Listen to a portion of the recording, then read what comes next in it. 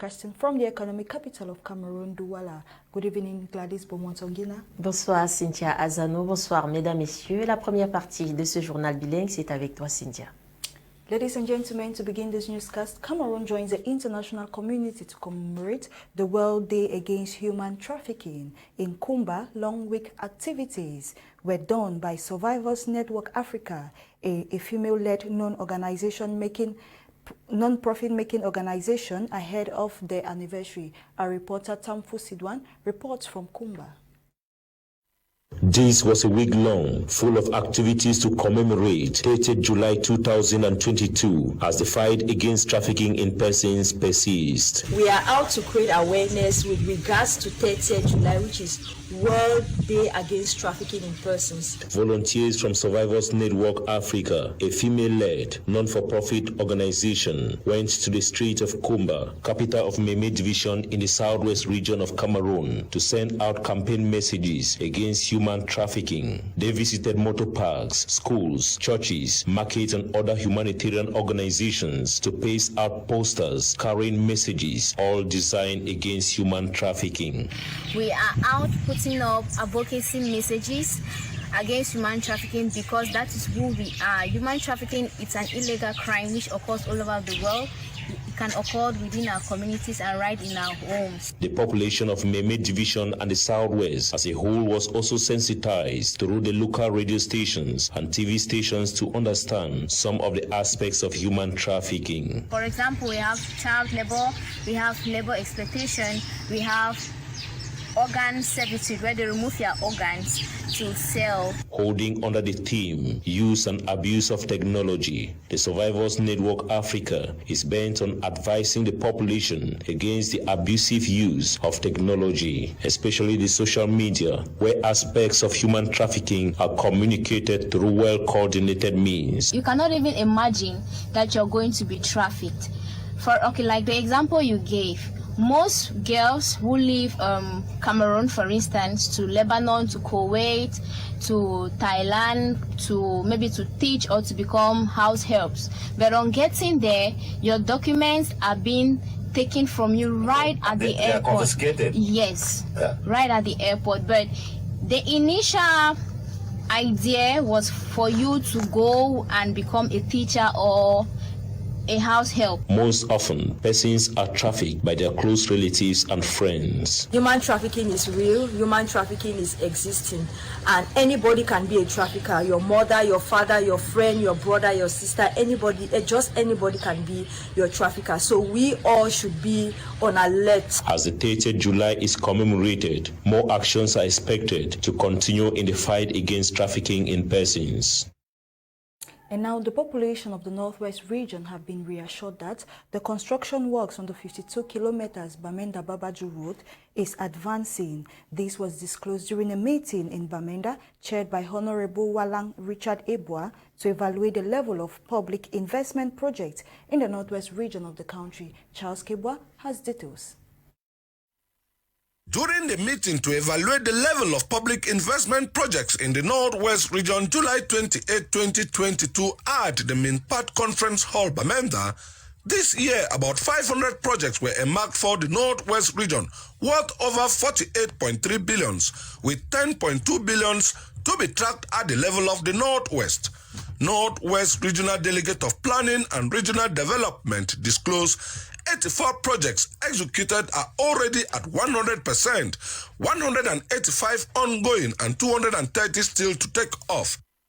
185 are ongoing, 230 still to take off the ground, giving us a percentage realization of 26.2. Complaints with the execution of PIBs by contractors, the Regional Follow-Up Committee Chair, Honorable Walang Richard Ebwa, described vigilance on control missions. Give 200 million to a village and you don't execute it, that money will go back. But anything that is given, it will remain. It will not go. People will see Tobia will go. Cameroon will remain. prescribed bottom-to-top approach work in synergy, the regional chair for the follow-up committee for the execution of public investment projects for the Northwest, Honorable Walang Richard Ebwa, appealed for peace a chance towards projects. If we give peace a chance, why should we not start from Matazan to Bamenda? We are begging our brothers that this road issue from Babaju to Bamenda is a developmental project. Committee members reassured the population of the Northwest works on the 52 kilometers Bamenda-Babaju road is advancing. Whosoever, because you will believe with me that this crisis is not only a militarized crisis. We need development.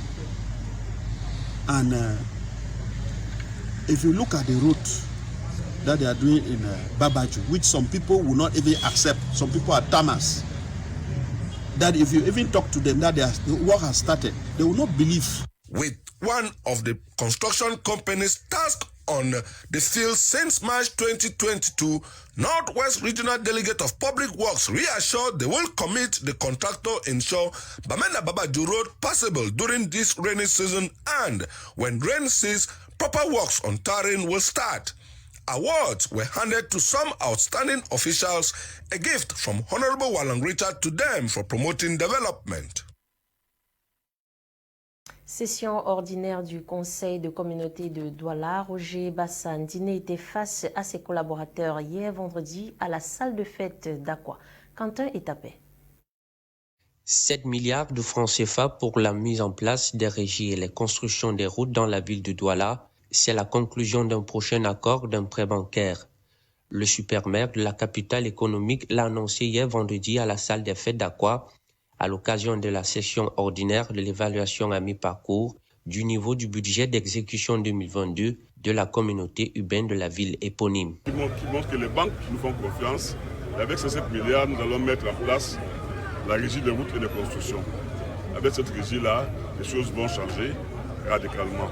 Le taux d'exécution du budget allant de la période de son vote jusqu'au 30 juin dernier s'élève à 61 milliards de francs CFA.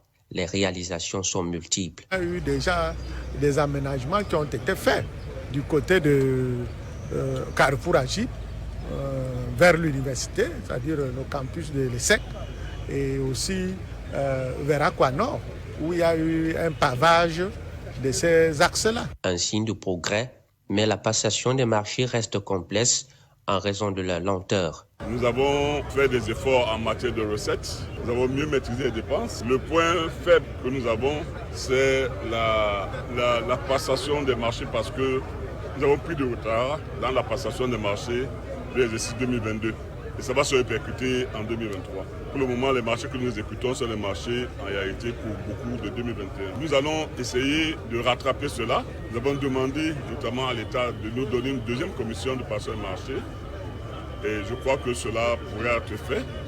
En attendant la réaction du gouvernement, l'amélioration de l'état des routes, le combat contre les inondations, la qualité de l'éclairage public, celle de la fluidité du trafic dans la ville de Douala sont des axes prioritaires qui méritent beaucoup d'attention pour le bonheur des populations qui y vivent.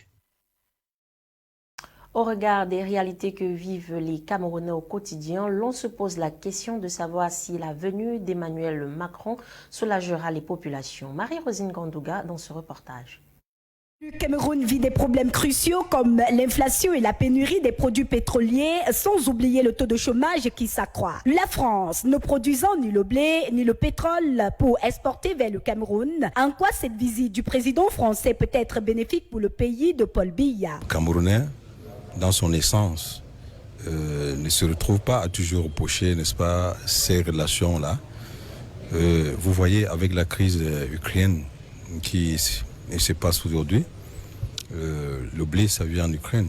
Et la France même est en mauvaise posture parce que la Russie a la mainmise sur tout ce qui concerne l'économie. Et on constate que la France est assez fragile pour nous venir en aide. Moi, je crois que la France peut s'adosser sur le Cameroun pour pouvoir dénouer, n'est-ce pas, un certain nombre de conflits au niveau international avec la Russie. Le Cameroun peut se positionner comme intermédiaire pour régler la crise qui se passe au niveau mondial actuellement en Ukraine. Rappelons que la France est un partenaire historique du Cameroun, mais depuis des décennies, des relations entre ces deux États ont subi des fractures énormes. La preuve. Le climat politique vis-à-vis de la France au Cameroun est très tendu. Les Camerounais ne conçoivent plus alors la France comme cette patrie, cette mère patrie-là.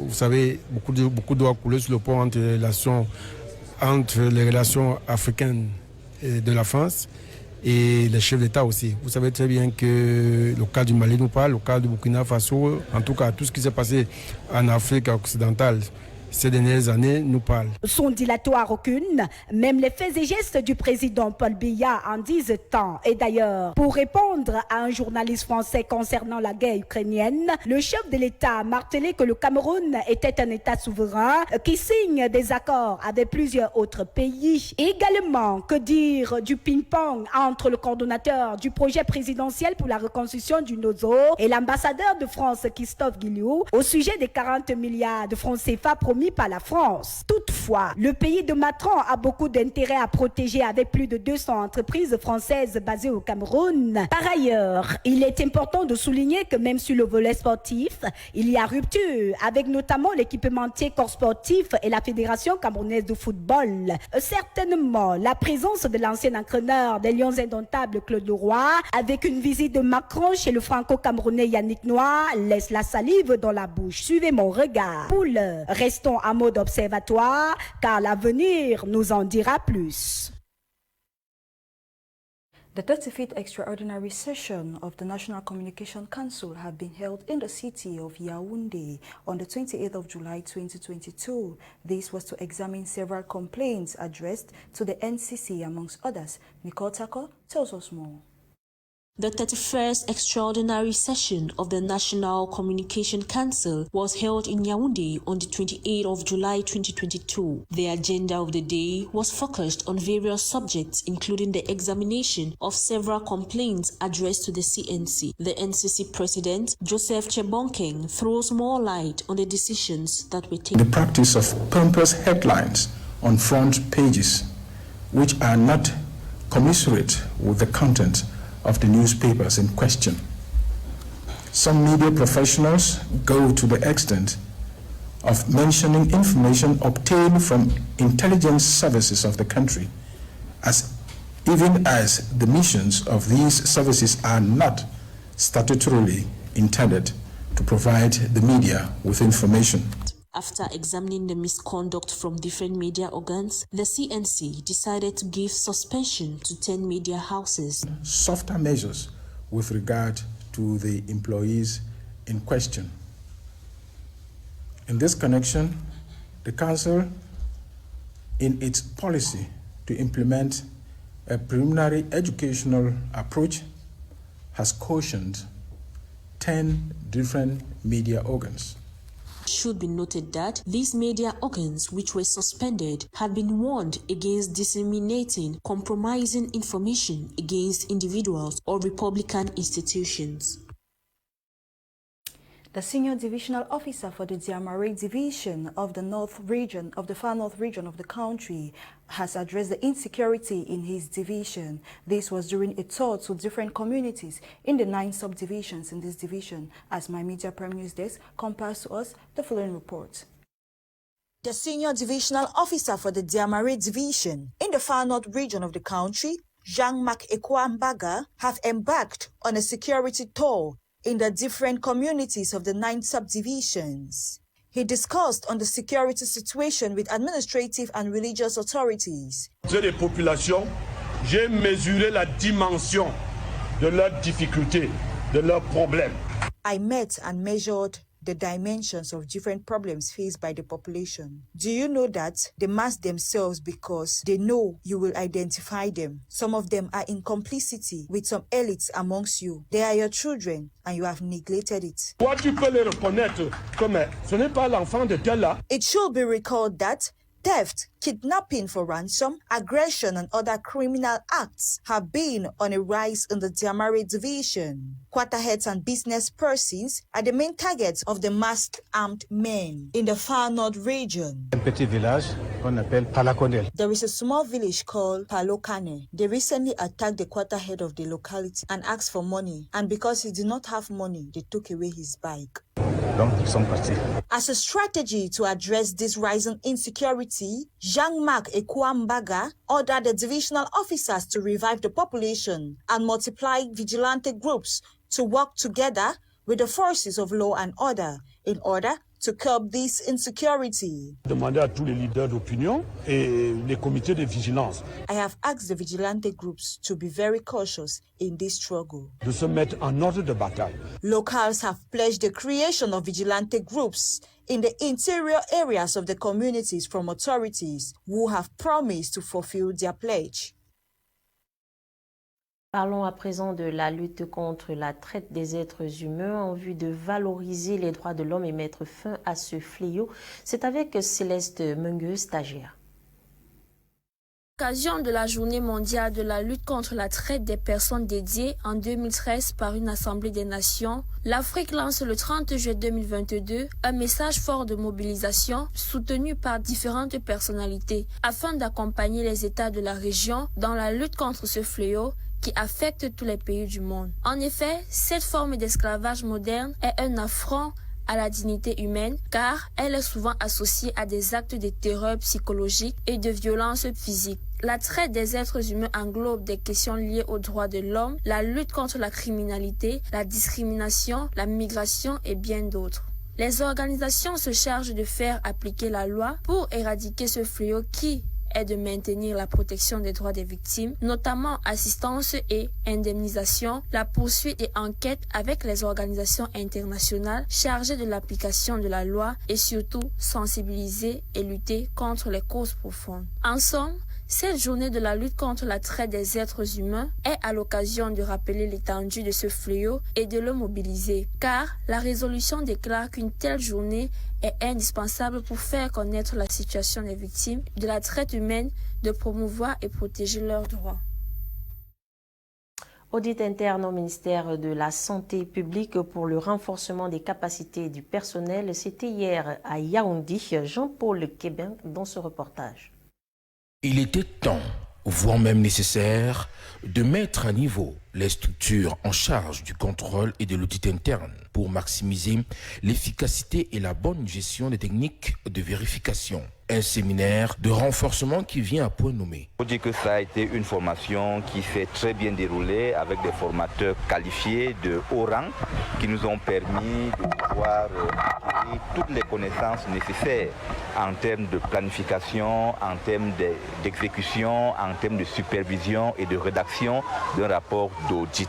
Nous pouvons dire aujourd'hui que les inspections générales du ministère de la Santé publique sont totalement aguerries pour pouvoir mener à bien l'audit interne au sein de ce département ministériel. Le docteur Manaouda Malachi, patron du département ministériel, en épousant l'idée, il était réellement question de permettre, à travers ce séminaire, d'assurer la mise à jour de la méthodologie et des techniques de vérification. Nous avons pris ces 5 jours avec toutes les 3 inspections générales, leurs collaborateurs, pour pouvoir capaciter davantage les CO responsables.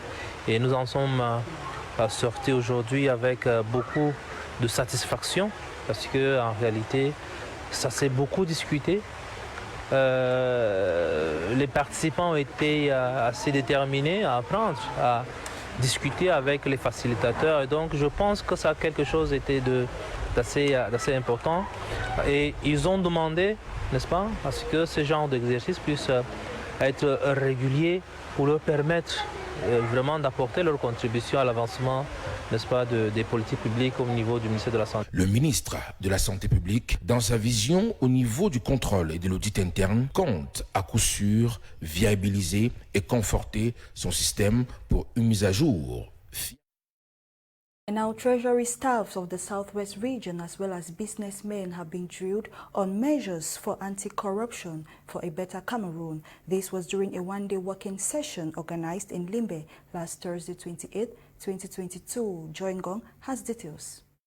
The government of Cameroon, through the Southwest Treasury Department, has launched a new drive aimed at taking measures that will go a long way to enhance the fight against corruption and make Cameroon a more business-friendly country. This was the main focus of a one-day capacity building workshop that took place in Limbe on Thursday, July 28, under the theme Mitigating and Mastering the Manifestation of Corruption and Related Offences and Anti-Corruption Techniques in the Treasury. The training workshop was opened by the Southwest Paymaster General, Mr. Angula Ananias, who said this was the very first of the workshops in the country to be organized by the Directorate General of the Treasury, Financial and Money Corporation in the Ministry of Finance. I pay through bank transfer, and it's the main mode of payment now because we are trying to limit the contact between the contractor, and the treasury workers. Thank you.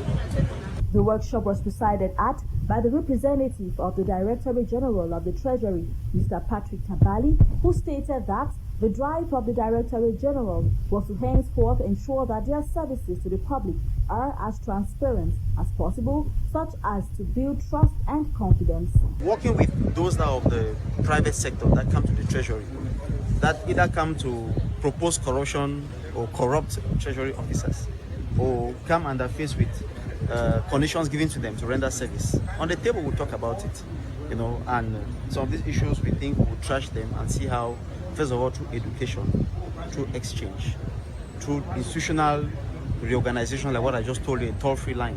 Some of these practices should be curbed. How a code of ethics, which is already instituted at the level of the Treasury, will be divulgated to personnel and users to make them know that henceforth we are going to another phase, because there's a law henceforth on transparency and good governance.